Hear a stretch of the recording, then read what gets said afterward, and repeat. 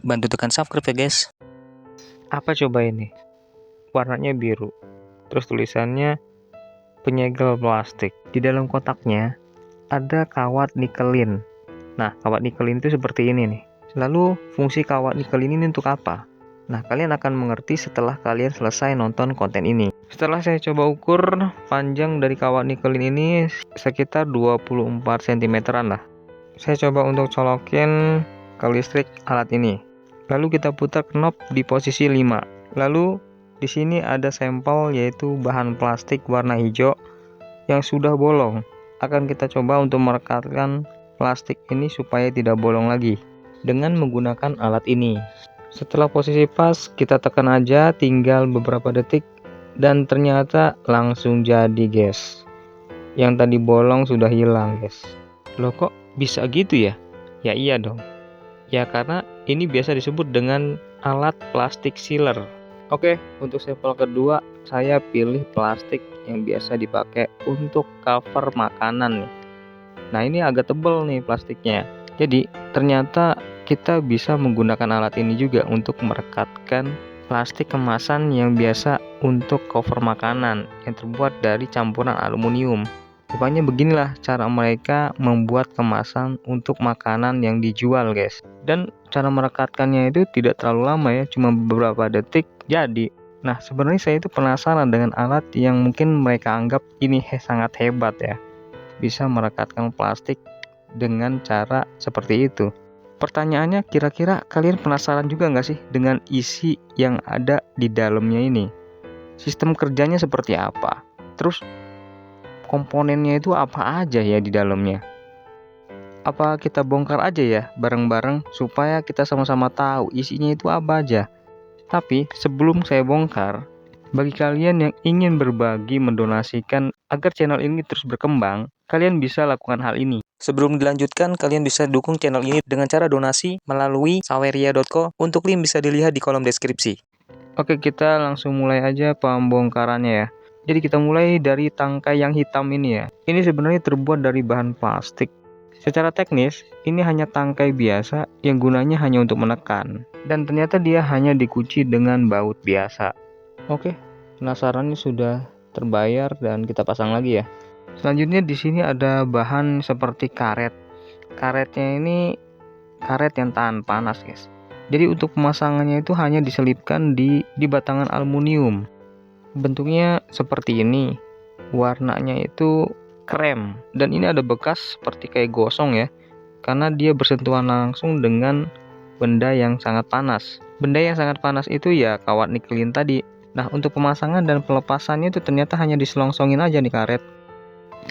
Tapi di dalam ini kok ada per ya?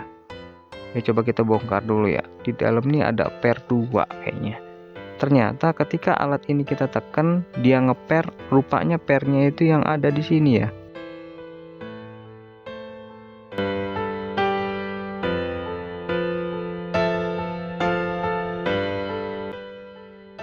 Oh, begini ternyata. Pernya seperti ini ya.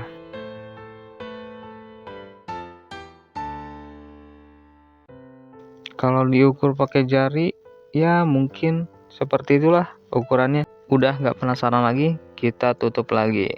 Kembalikan ke kondisi normalnya.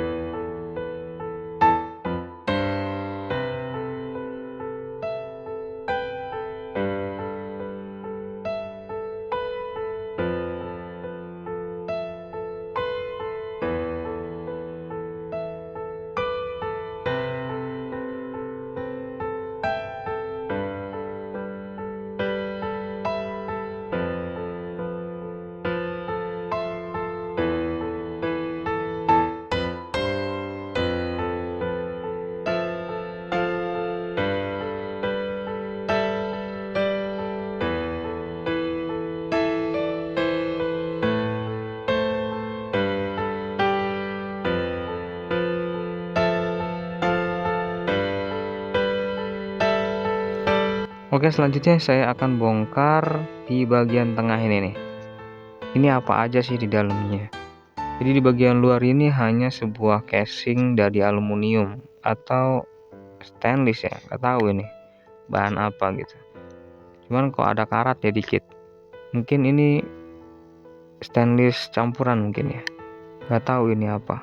Kalau kalian tahu silahkan komen ya.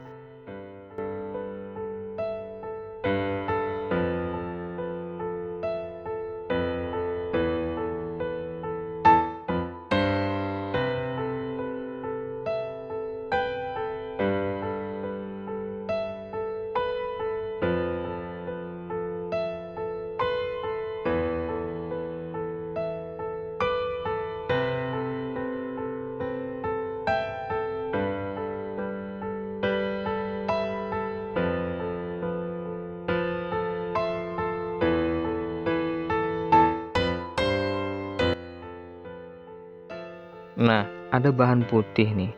Bahan putih ini ternyata bahan tahan panas loh guys.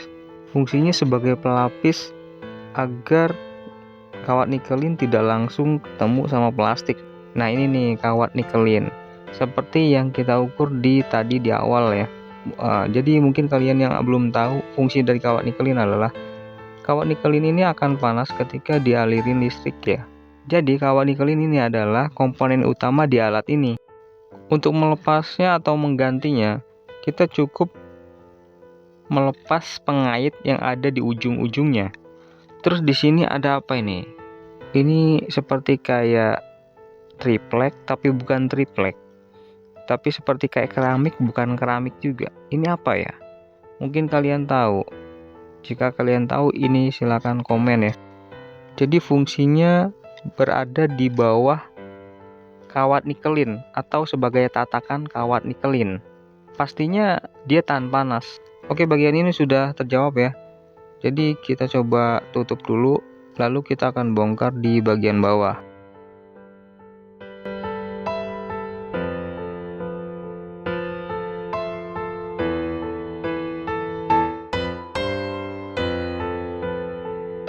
Di bagian bawah ini ada baut penguncian 4 biji.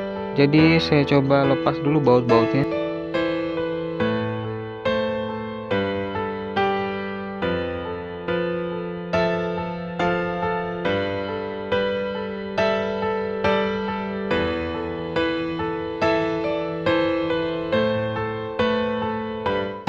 Dan ternyata beginilah isinya. Ada trafo juga guys. Berarti ini main tegangan tinggi juga guys. Kalau dari skema jalurnya, kayaknya ya, alurnya itu dari listrik 220 itu mengarah ke saklar dulu. Lalu saklar ini larinya ke trafo ya. Setelah dari trafo barulah mengalir ke knop pemutar.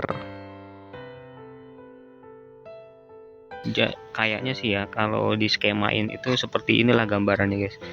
Dari listrik 220 kita colokin, itu jalur kabelnya itu langsung ke saklar. Jadi di situ kan ada tuas yang kita tekan. Nah, fungsi dari tuas itu sebenarnya jadi untuk mengaktifkan atau mematikan saklar. Rupanya hasil dari on saklar ini mengarah ke trafo atau untuk menghidupkan trafo. Mungkin ada yang belum tahu tentang trafo. Trafo itu adalah tembaga yang dililit ke bahan logam dengan menggunakan sistem kemagnetan atau induksi agar keluarannya bisa menghasilkan energi listrik yang lebih besar. Lalu setelah dari trafo, kabelnya itu mengarah ke knop pemutar. Secara teknis, knop pemutar ini untuk mengontrol arus listrik yang masuk dan keluar. Jadi arus listrik yang dihasilkan dari knop pemutar akan masuk ke kawat nikelin, sehingga ketika arus listriknya besar, maka kawat nikelin jadi lebih panas. Ketika knop pemutarnya kita arahkan ke suhu yang lebih kecil, maka kawat nikelinnya pun akan menyesuaikan, panasnya jadi berkurang. Dari skema ini kita bisa lihat ada saklar. Kita coba bongkar bentuk saklarnya itu seperti apa ya. Jadi proses untuk mengaktifkan saklar ini dibantu dengan tuas yang mengarah ke sebuah per.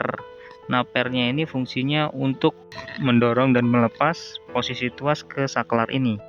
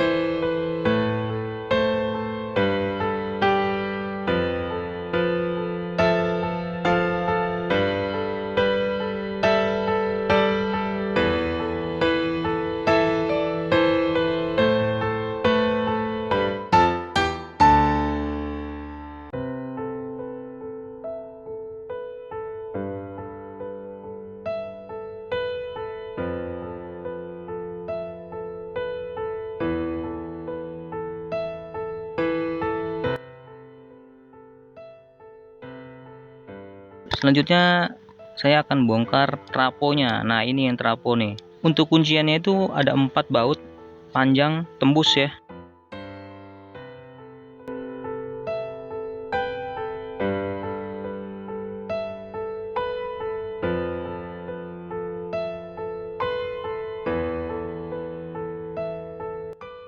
Jadi ada 4 kabel ya di trapo ini. Saya perkirakan dari 4 kabel ini rinciannya adalah 2 kabel untuk input atau listrik masuk dan 2 kabel untuk output atau listrik keluar.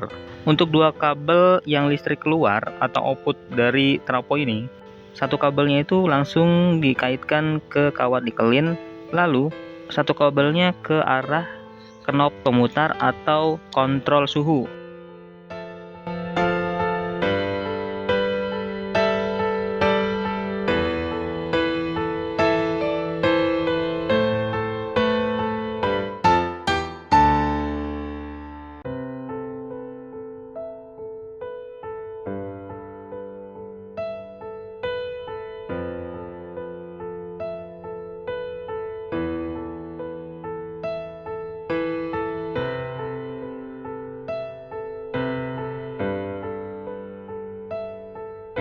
Nah, selanjutnya komponen terakhir yaitu knob pemutar atau disebut kontrol suhu. Nah, komponen elektronik pemutar yang digunakan untuk dikontrol suhu ini biasa disebut dengan potensiometer. Dan ternyata begini isi dari komponen knob pemutar atau kontrol suhunya. Ada beberapa komponen, supaya kalian nggak penasaran nih, saya zoom sampai sejelas-jelasnya. Ada elko, resistor, saklar, transistor, dioda Zener. Kedua elko ini sama, 47 mikrofarad 50 volt. Yang bentuknya hitam kotak gede itu adalah saklar. Pokoknya kalau kalian pengen tahu komponennya secara rinci, kalian ulang-ulang aja tuh videonya.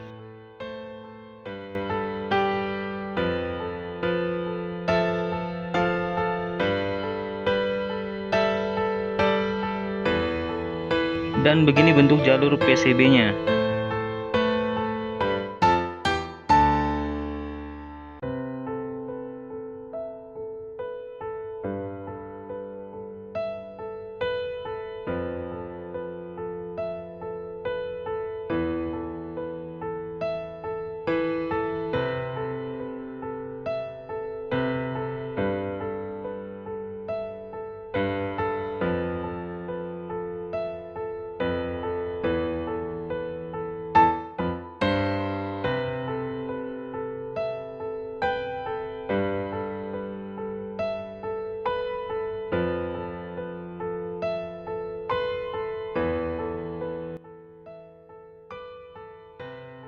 Oke guys, segitu dulu kita bongkar-bongkarnya. Saya kembalikan dulu ke posisi awal.